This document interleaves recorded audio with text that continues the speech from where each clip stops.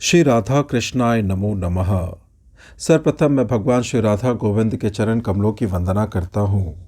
आप सभी भक्तजनों को भी सादर नमस्कार करता हूँ। कवि शिरोमणि महान संत और भगवान के श्रेष्ठ भक्त श्री कबीर दास जी के दोहावली अति ही ज्ञानप्रद भक्ति प्रेम रस से ओतप्रोत है, जिसमें नीति युक्त वचनों का सुंदर सार है और जीवन निर्वाह के लिए मार्गदर्शन। अखिल संसार इसे श्री कबीर अमृत वाणी के नाम से जानता है। भगवान की इच्छा मात्र से आज से मैं आप सभी के साथ श्री कबीर दोहावली के सुंदर दोहों को उसके भावार्थ के साथ अलग अलग भाव में प्रस्तुत करूंगा। आज के सुंदर दोहों की व्याख्या और वर्णन भावार्थ के साथ इस प्रकार से है। साच बराबर तप नहीं, झूठ बराबर पाप, जाके हृदय साच है, ताके हृदय आप।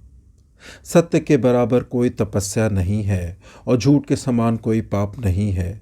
जो प्राणी सदा सत्य बोलता है, उसके हृदय में परब्रह्म परमेश्वर स्वयं विराजते हैं। साच हुआ तो क्या हुआ, नाम न साचा जान, साचा होए साचा मिले, साचे माही समान। सच्चा होने से क्या लाभ जब सद्गुरु को सत्य नाम ज्ञान को नहीं जानता। सद्गुरु के सत्य नाम ज्ञान को जानना परम आवश्यक है। जो प्राणी सत्य आचरण की साधना से सत्य का दर्शन करता है, वह सत्य में ही समा जाता है। कूकट कूटे कन बिना, बिन करनी का ज्ञान, जो बंदूक गोली बिना भड़क न मारे आन। बिना ज्ञान प्राप्त किए ज्ञान के विषय में कहना, प्रवचन करना चावल की भूसी कूटने के समान है। जिस प्रकार बिना गोली के बंदूक में केवल आवाज़ उत्पन्न होती है, उसी प्रकार किसी पर वार नहीं कर सकती। कंचन दिया करण ने द्रौपदी दिया चीर, जो दिया सो पाइया, ऐसे कहे कबीर। दिया हुआ दान कभी व्यर्थ नहीं जाता। जैसा दान दिया जाता है, उसी प्रकार का फल भी प्राप्त होता है। कबीर दास जी कहते हैं कि कर्ण ने सोना दान दिया था और द्रौपदी ने चीर दान दिया था, जिससे उसकी लाज की रक्षा हुई। साधु शब्द समुद्र है, जामे रत्न भराए, मंद भाग मुट्ठी भरे, कंकर हाथ लगाए।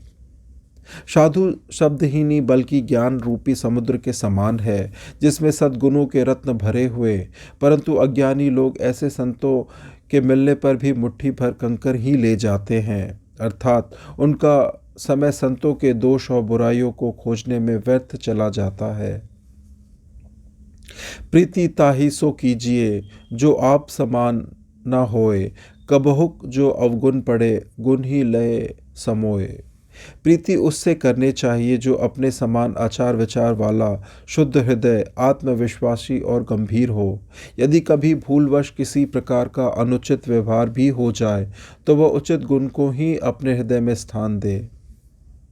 जो है जाका भावता, जब तक मिली है आए, तन मन ताको सौंपिए, जो कबहू न छाड़ी जाए।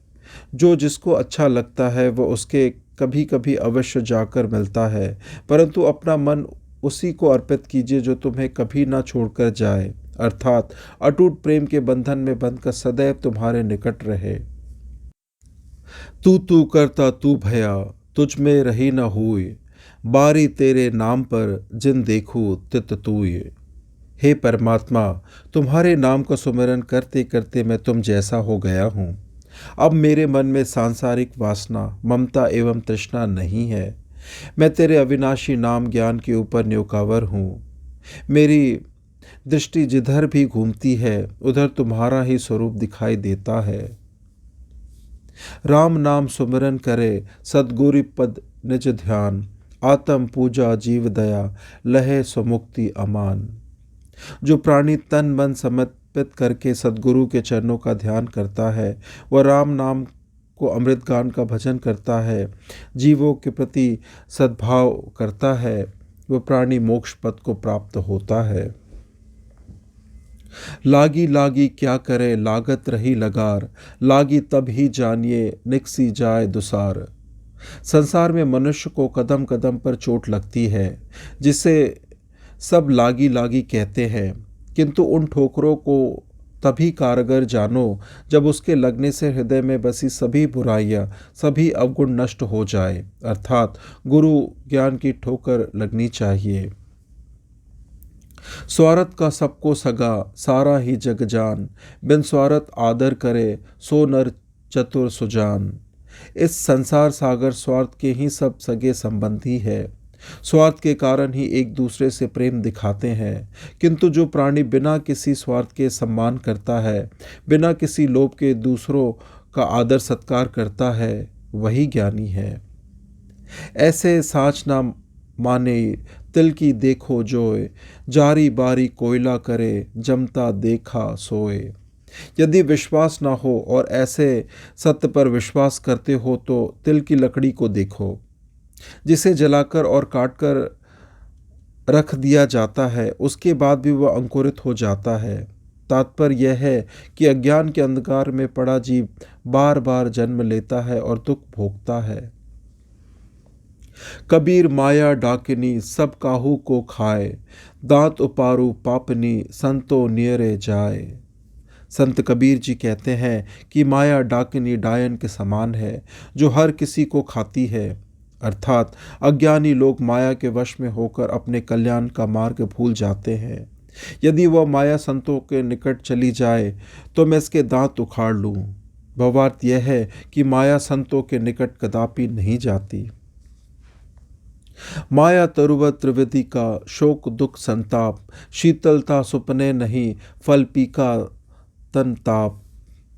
त्रिगुणमयी माया 3 शाखाओं वाले महान वृक्ष के समान है, जो रोग शोक और संताप के रूप में उत्पन्न होती है। इसकी छाया में शीतलता प्राप्त होने की कामना करना महान मूर्खता है।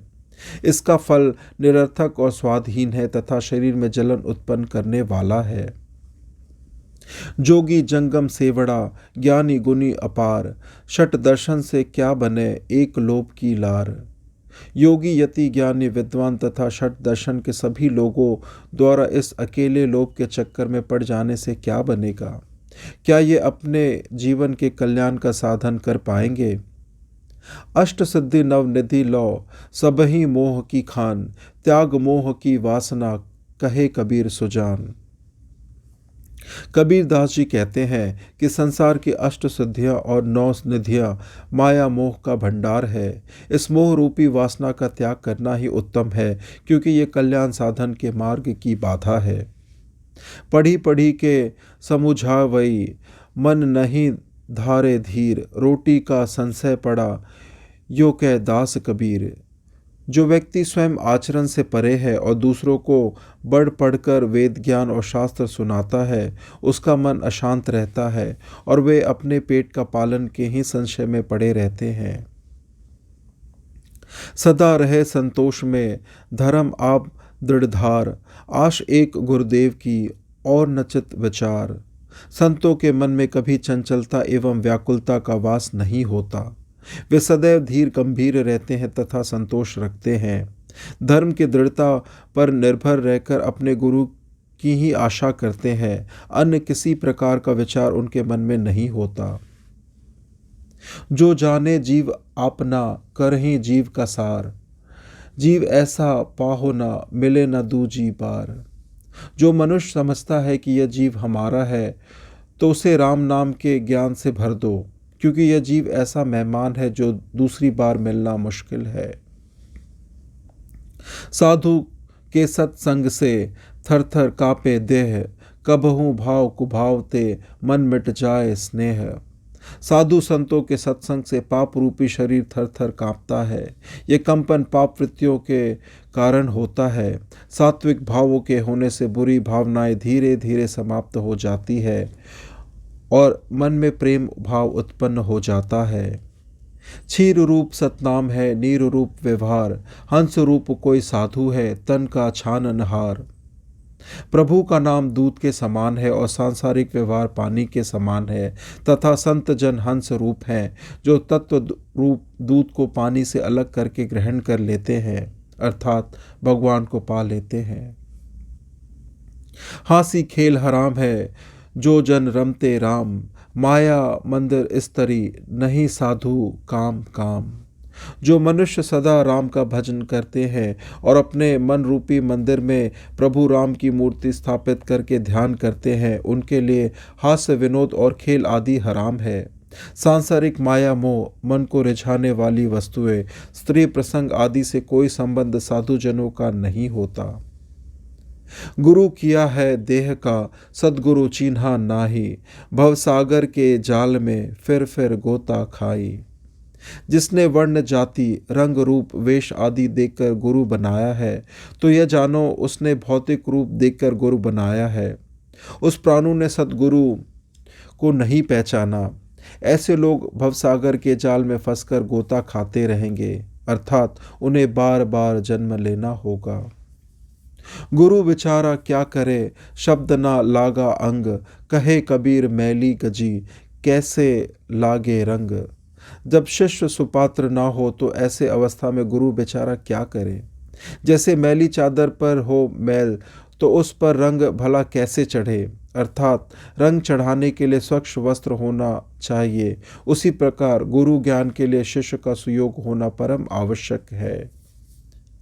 64 दीवा जोय के 14 चंदा माही, ते ही घर किसका चांदना, जिही घर सतगुरु नाही।